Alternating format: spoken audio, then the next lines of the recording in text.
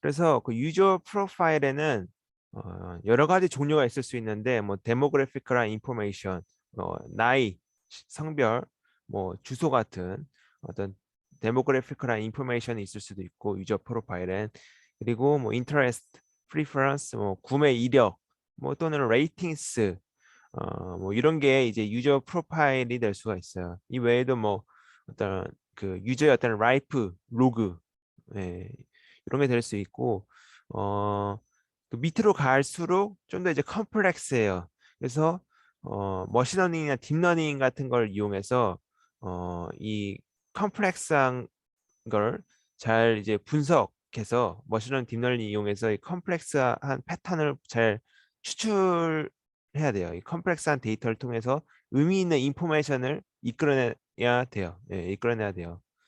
그렇게 해서 이제 유저 프로파일을 잘 모델링을 해야 됩니다.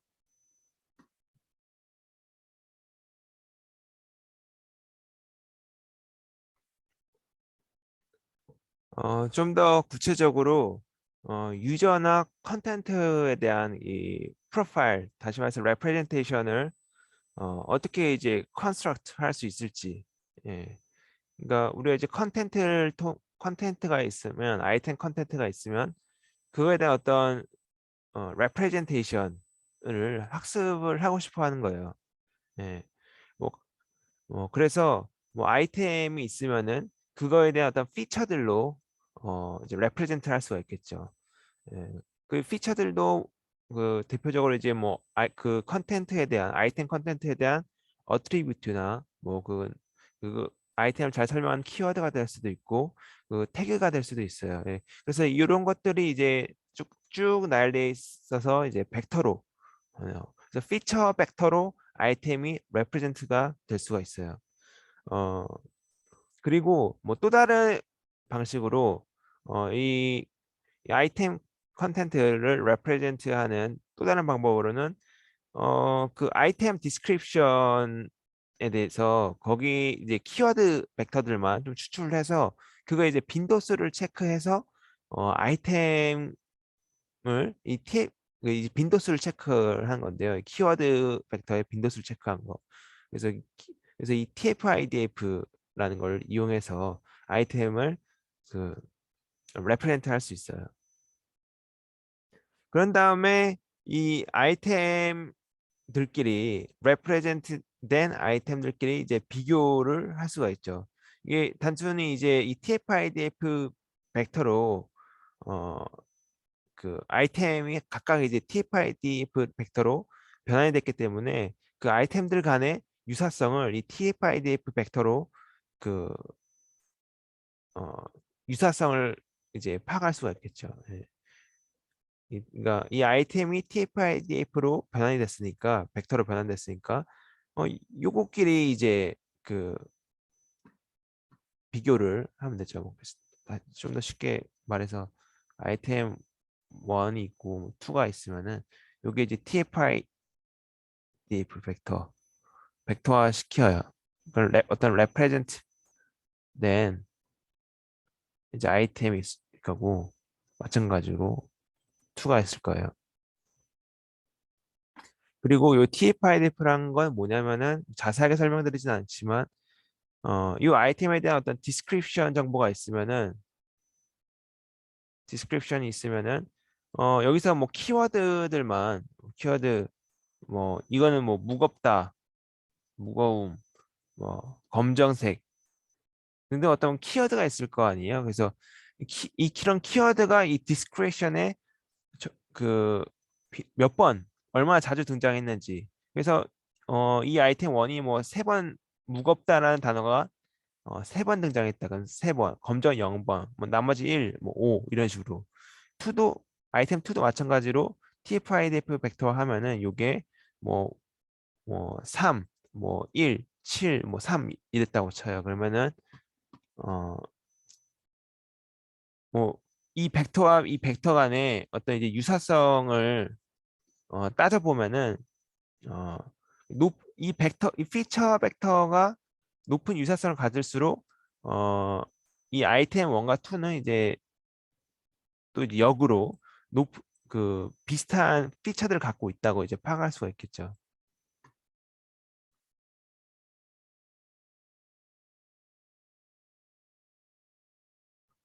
그래서 이제 컨텐트 베이스드 필터링의 어, 전체 동작 과정을 간단하게 살펴보면은 먼저 이게 이제 유저가 있고 요게 이제 그 아이템 컨텐트예요.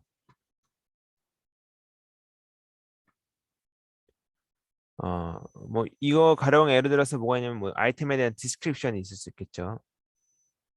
그래서 컨텐트 애널라이제 어, 그 애널라이저는 그 이 디스크립션을 인풋으로 들어가서 어 이제 그 아이템을 레프레젠테이션 하는 걸 이제 학습해요. 아이템을 레프레젠테이션을 학습을 해요. 예. 그 유저 같은 경우는 맨 처음에 뭐 그 회원 가입할 때 사전에 기입한 정보들 그런 게 있을 수 있는데 그런 게 이제 인풋으로 들어가서 유저에 대한 어떤 프로파일을 하죠. 예. 이 유저는 이러한 특성을 갖고 있을 것이다. 그래서 1차적으로 이렇게 프로파일 학습을 해요. 어, 그리고 나서 이 프로파일과 이 레프레젠트 된 아이템들 이를 인풋으로 들어가서 이제 필터링 다른 말로 이제 추천을 하는 거죠. 추천을 하면은 아웃풋으로 레커멘데이션들에 대한 어떤 리스트가 나와요. 추천 아이템들에 대한 리스트가 쭉 나오고 그럼 이거에 대해서 이제 유저가 여기서 뭐 특정 아이템에 대해서 평점을 매길 거 아니에요. 제가 이런 아이템들을 추천을 받았으니까 어떤 아이템에 대해서는 평점 5점을 주든지 그런 식으로 이제 피드백을 할 거 아니에요. 그러면 이제 그 피드백을 토대로 다시 이제 유저 프로파일을 이제 학습을 해요. 네. 어, 전체적으로 이제 이런 식으로 이제 동작한다고 생각하시면 됩니다.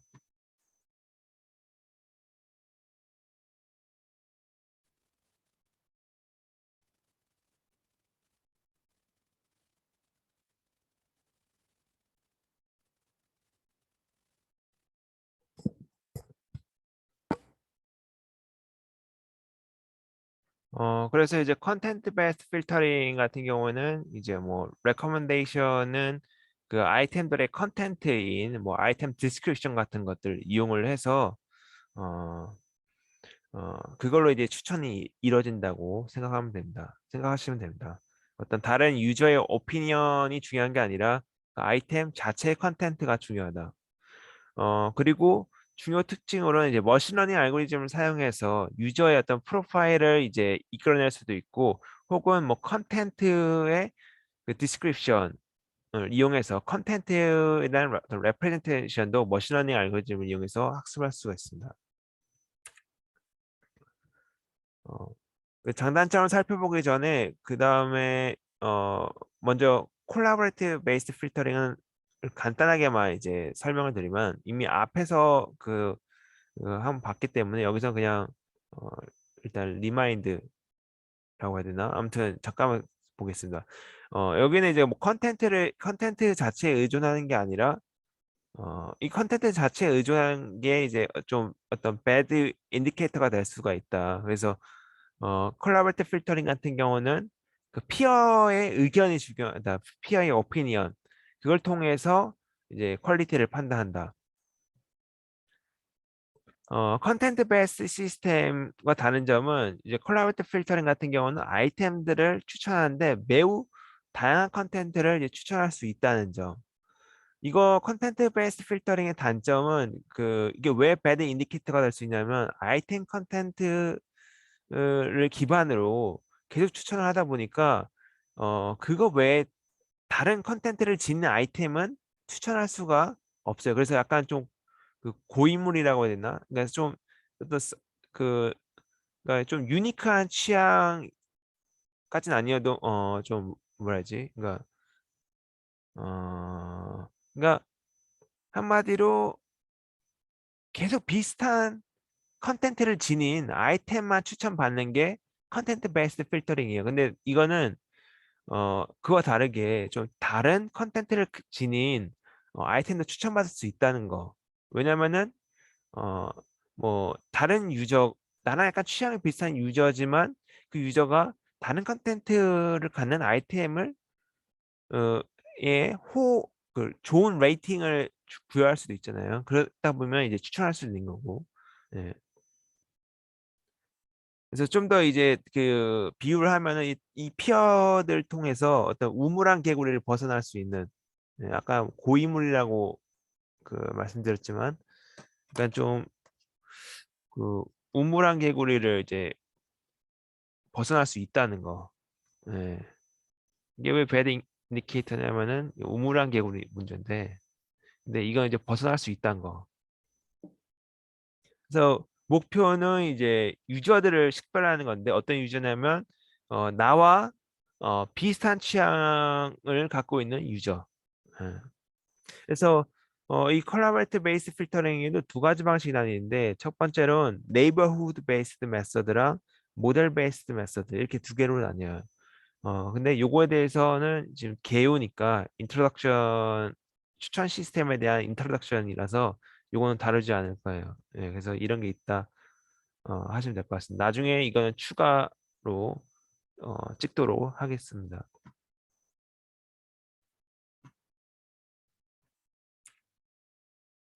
그래서 이제 이 콜라보레이티브 필터링의 문제점으로는 이 first rater, 어, 일단은 이제 그 레이팅을 죄송합니다. 그 이전에 레이팅하지 않은 아이템에 대한 추천을 할 수 없다는 거. 그러니까 콜라보레이티브 필터링 같은 경우에는 좀 가장 큰 문제점이 그 피어들의 오피니언, 피어들이 레이팅한 정보를 이제 기반으로 기본적으로 추천이 이루어지는데, 만약 피어들이 레이팅한 데이터가 매우 적다면, 혹은 안 한 아이템, 레이팅을 아예 안 매긴 아이템을 추천할 수가 없죠. 그래서 아예 뭐 신상품 같은 경우는, 이거는 뭐 이제 레이팅이 당연히 안 돼 있으니까, 평점이 안 매겨져 있으니까 이게 추천이 안 되죠. 그런 일단 첫 번째 문제점이 있고, 그거와 이제 비슷한 걸로 이 콜드 스타트, 어, 시스템이 아예 초기 상태에는, 추천 시스템 아예 초기 상태에는 어떤 아이템에 대한 어떤 리뷰 데이터가 아예 없겠죠. 예. 그래서 그럴 때는 음, 그럴 때는 이제 뭐 시작이 춥다, 어, 시작이 추운 겨울이다, 뭐 그런 느낌을 이제 콜드 스타트 이렇게 이제 말하기도 합니다. 그 외에도 스파시티, 이게 그 유저 레이팅, 그러니까 유저랑 어떤 이제 무비들로 이루어진 이런 매트릭스가 있다고 치면, 여기 유저 1부터 뭐 n명, 무비도 무비 아이디가 뭐 1번부터 뭐 m까지 있다 치면은, 여기 셀이 의미하는 바가 이 유저 1이 무비 1에 대해 평점을 매긴 거예요. 뭐 3점. 뭐 근데 무비 아이디 2에는 뭐 아직 유저 1이 안 봤다고 하면은 평점을 매길 수가 없으니까, 여기는 이제 비어 있는 값이에요. 이렇게 이제 미싱 밸류가 있고, 그리고 이제 뭐 보면 평점을 매기겠죠, 이런 식으로. 근데 이게 현실 데이터 셋에서는, 뭐 해서 넷플릭스 같은 경우에는 이런 이제 미싱 밸류, 결측치들이 굉장히 높은 비율이에요. 그 비율이 굉장히 높아요. 그래서 매우 스파르스해요. 희소해요. 예. 꽉 덴스하게 채워져 있지가 않고, 값들이 굉장히 이제 미싱 밸류들이 곳곳에 너무 많아서 어, 그 관측치들, 그러니까 레이팅 데이터가 매우 희소해요. 예. 그래서 이런 문제도 이제 꽤 큰 문제겠죠. 네. 그리고 뭐 기본 뭐 다른 문제로는 이제 뭐 인기 기반이다. 인기 너무 파퓰레이티브 바이어스가 있을 수 있다. 어, 어떤 그 좀 획일화, 그 획일화라는 표현이 좀 그렇긴 하지만, 그러니까 유니크한 취향의 어떤 아이템은 추천하기가 어렵다.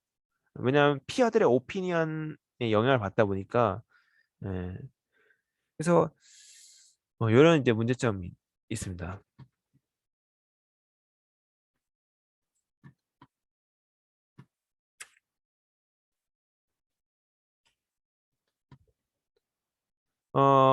그래도 이제 콜라보레이티브 필터링 어떤 장점이라고 하면은 그 아이템에 대한 그 애널리스가 필요하지 않다는 점. 그 컨텐트 베이스드 필터링은 그 아이템들의 혹은 유저에 대한 어떤 애널리스가 필요하다 보니까 그 머신러닝 알고리즘도 쓰면서 좀 많이 복잡해졌었는데 일단 별도로 그런 과정은 이제 필요가 없다. 아이템들에 대한 분석. 그리고 컨텐트 베이스 어프로치의 장점은 아까 본 그 콜라보레이티브 베이스드 필터링의 단점이 곧 여기에 장점이 돼요. 보면은 다른 유저에 대한 데이터는 이제 필요하지 않다는 점. 왜냐면 아이템 컨텐트 자체에 이제 의존하기 때문에. 또 콜드 스타일, 스파르시티 프로그램도 존재하지가 않죠. 왜냐면 피어들 오피니언을 그 무시하니까. 또 이제 뭐 유저에 대해서 유니크한 테이스트를 갖는 것도 이제 추천을 할 수도 있고, 뭐 마찬가지로 새롭고 언파퓰러한 아이템, 피어 자체가 중요한 게 아니다 보니까 아이템 자체가 중요한 거다 보니까 그리고 뭐 퍼스트 레이트 프로블럼은 없고 그리고 추천하는 아이템들에 대한 어떤 익스플레이션 설명이 가능하다. 왜냐하면 그 추천했을 때 아이템 컨텐트의 피처들에 의존을 했기 때문에 그 피처에 의해서 어느 정도 설명이 가능하다. 그래서 그리고 컨텐트 베이스드 메서드의 이 단점으로는 컨텐트 자체가 좀 굉장히 의미 있는 피처들로 인코딩 돼야 돼요. 이 의미 있는 피처를 잘 학습을 해야 돼요. 그리고 유저들의 취향은 이런 컨텐트 피처들의 어떤 러너블한 펑션으로 레프레젠트 똑같은 얘기인데 어, 어쨌든 의미 있는 이제 피처들로 잘 인코딩 될 수 있도록 어떤 학습 가능한 그런 펑션이 필요하다. 그렇기 때문에 이 콜라보레이티브 필터링의 장점이 이 컨텐트 베이스 메서드의 단점이 되고 이거의 단점이 또 콜라보레이티브 필터링의 장점이 되기 때문에 이 두 개를 컨텐트랑 콜라보레이티브를 둘이 보완할 수가 있어요. 둘이 합치는 게 이제 하이브리드 방식의 추천인데 이 둘의 장단점을 보완하기 위해서 이제 고안된 거고 그래서 컨텐트를 이제 콜라보레이티브 베이스 필터링에 부스트 합친 거죠. 그래서 먼저 이 유저 레이팅 그 매트릭스 또는 뭐 벡터 그러니까 그거 매트릭스가 이게 굉장히 스파스해요. 이 초록색은 뭐냐면 이제 실제 그 유저가 그 아이템에 평점을 매긴 건데 보면은 이 전체 매트릭스에 매우 희소한 비율이 어 비율로 이 평점이 매겨져 있죠.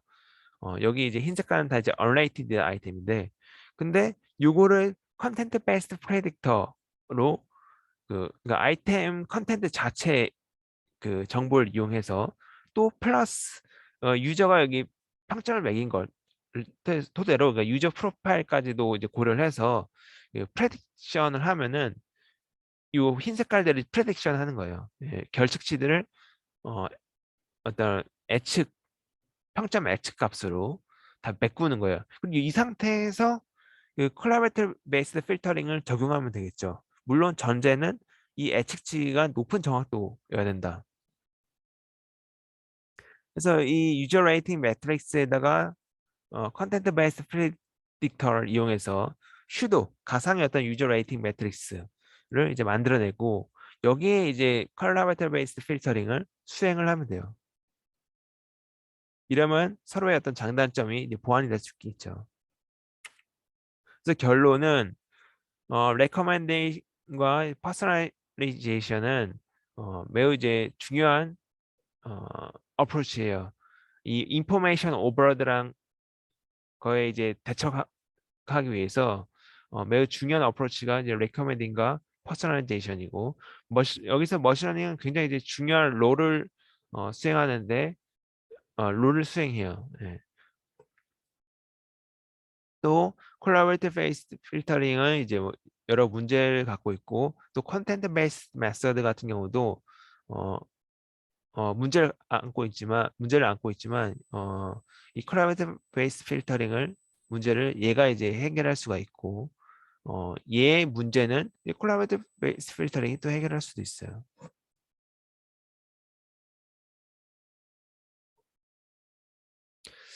어, 근데 이거 자체에 이제 문제는 또 있긴 하죠. 이거 자체 죄송한데 이거 제가 잘못 이해했는데 이거 자체의 문제가 뭐가 있냐면은 그 저 이 죄송합니다. 네, 이게 맞고요. 제가 말한 게 다시 맞고. 그래서 이걸 두 개를 인테그레이팅 하는 게 가장 베스트다. 네, 그래서 하이브리드 방식이 이제 가장 베스트다. 그래서 어, 이게 왜 베스트냐면 가장 중요한 점은 얼라벨된 데이터, 그러니까 평점이 아직 매겨지지 않은 데이터를 평점이 매긴 데이터로 이제 애측한 다음에 그걸 이제 컬러라베트 베이스 필터링을 적용을 하면은 어, 그러면 둘의 어떤 장점을 동시에 누릴 수 있기 때문에 그래서 이제 베스트다. 물론 이 인터랙팅 하면서 컨텐트 베이스 필터링을 쓰기 때문에 얘가 갖고 있는 단점도 고스란히 안고 있긴 해요. 그 유저의 취향들을 혹은 그 아이템 컨텐츠에 대한 레프레젠테이션을 잘 학습을 해야겠죠. 네, 그런 이제 전제가 있긴 하지만 그런 전제가 잘 해결된다는 하에 어, 해결된다면은 어, 둘의 장점을 누릴 수 있다는 게 있기 때문에 그래서 이제 하이브리드가 베스트다. 네, 이상입니다.